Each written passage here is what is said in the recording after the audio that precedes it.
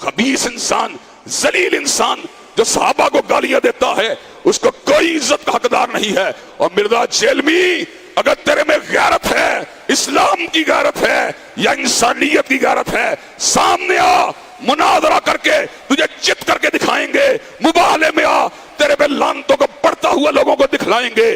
صحابہ اکرام کا اکرام زندہ رہے گا، حضرت علی المرتضیٰ کو بھی زندہ باد کہتے رہیں گے، حضرت امیر معاویہ کو بھی زندہ باد کہتے رہیں گے، اور بنو امیہ سے وسطی صحابہ اکرام کو بھی زندہ باد کہتے رہیں گے۔ ہم اتنے بے غیرت نہیں کہ الفاظ بکیں کہ ہم صحابہ کے دور میں ہوتے ان کے پر تلوار رکھ لیتے۔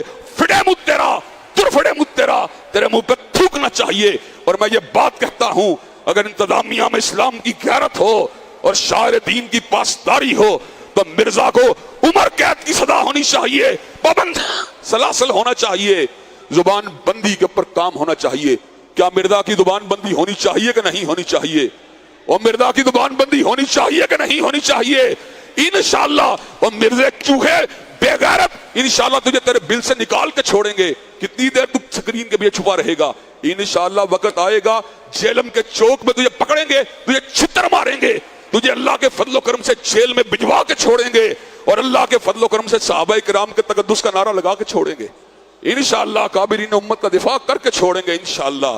حضرات گرامی قدر، جس اہم امر کی طرف کی توجہ کو مبذول کروانا چاہتا ہوں وہ یہ ہے کہ اللہ تبارک و تعالیٰ نے قرآن مجید میں ایک ایسے اصول کئی بتلائے ہیں اور احادیث طیبہ میں ان کو انڈوس کیا گیا ہے کہ مومن و مسلمان سے جب غلطی ہو جاتی ہے، جب وہ دنیا سے چلا جاتا ہے، تو پھر ہمیں اس کا بغض اپنے دل میں نہیں پالنا چاہیے، ہمیں پھر دعا مانگنی چاہیے، ربنا اغفر لنا ولاخواننا الذین سبقونا بالایمان، اے ہمارے پروردگار ہمیں بھی معاف کر دے اور جو ایمان پر رخصت ہوئے انہیں بھی معاف کر دے۔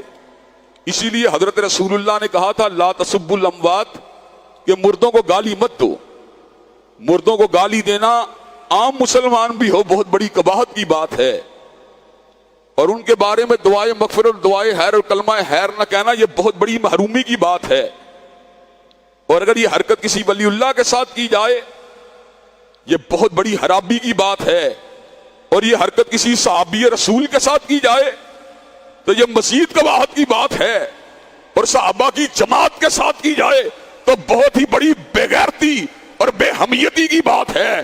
جیلم میں بیٹھا ہوا ملعون، بے غیرت، بے حمیت اور دین سے بے بہرا اور فساد کو پھیلانے والا اور زمین کے اوپر خیر البریہ کو گالیاں دینے والا سیدنا امیر معاویہ کو کبھی ڈھکے چھپے الفاظ کے اندر اور کبھی اشارہ کنایوں کے اندر ان پہ لعنتیں بھیجنے والا اور ان کا دفاع کرنے والوں کو ناسبی قرار دینے والا اور ان کے اوپر لعنتیں بھیجنے والا، اور پھر اس گروہ کے اندر سیدہ صدیقہ پہ تبرہ کرنے والا، سیدنا طلحہ بن عبید اللہ کو گالیاں دینے والا، اور حضرات گرامی قدر حواری رسول زبیر ابن عوام کو گالیاں دینے والا، جنگ جمل کے اندر موجود صحابہ کو گالیاں دینے والا، جنگ صفین کے صحابہ کو گالیاں دینے والا، اسلاف امت کو گالیاں دینے والا، ابن تیمیہ کو گالیاں دینے والا، علامہ شہید کو گالیاں دینے والا، اللہ کی گستاخی کرنے والا، حضرت رسول اللہ کی شان اقدس کے اندر بکواس کرنے والا، اور مسالک کی جو ہے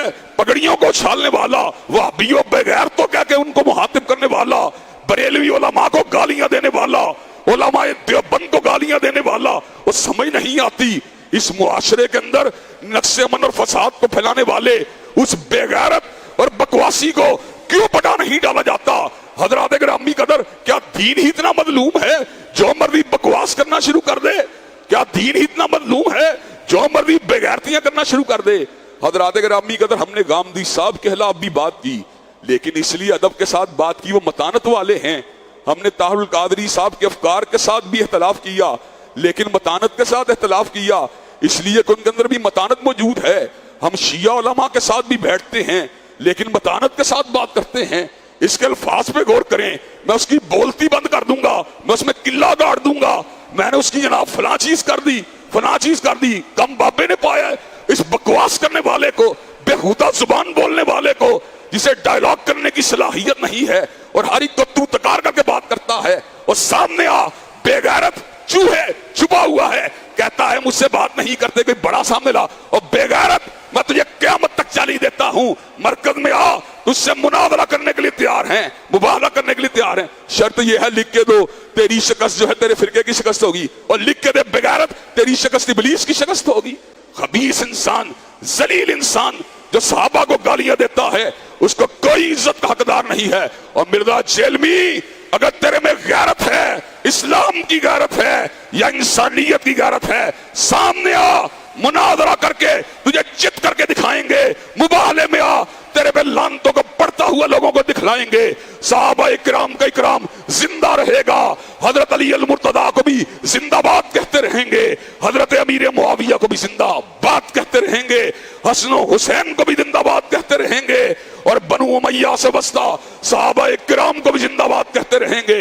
हम इतने बेगैरत नहीं कि अल्फाज बकें कि हम सहाबा के दौर में होते उनके पर तलवार रख लेते। फिडे मुझ तेरा, तुरफड़े मुझ तेरा, तेरे मुंह पे थूकना चाहिए। और मैं ये बात कहता हूं, अगर इंतजामिया में इस्लाम की गैरत हो और शायर दीन की पासदारी हो, तो मिर्जा को उम्र कैद की सजा होनी चाहिए, पाबंद सलासल होना चाहिए, जुबान बंदी के ऊपर काम होना चाहिए।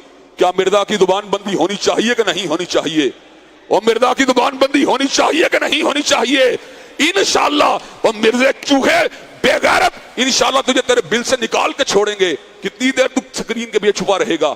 इंशाअल्लाह वक्त आएगा, जेलम के चौक में तुझे पकड़ेंगे, तुझे छितर मारेंगे, तुझे अल्लाह के फजलो करम से जेल में भिजवा के छोड़ेंगे, और अल्लाह के फजलो करम से सहाबा इकराम के तकद्दुस का नारा लगा के छोड़ेंगे। इंशाअल्लाह काबिरीन उम्मत का दिफा करके छोड़ेंगे इंशाअल्लाह।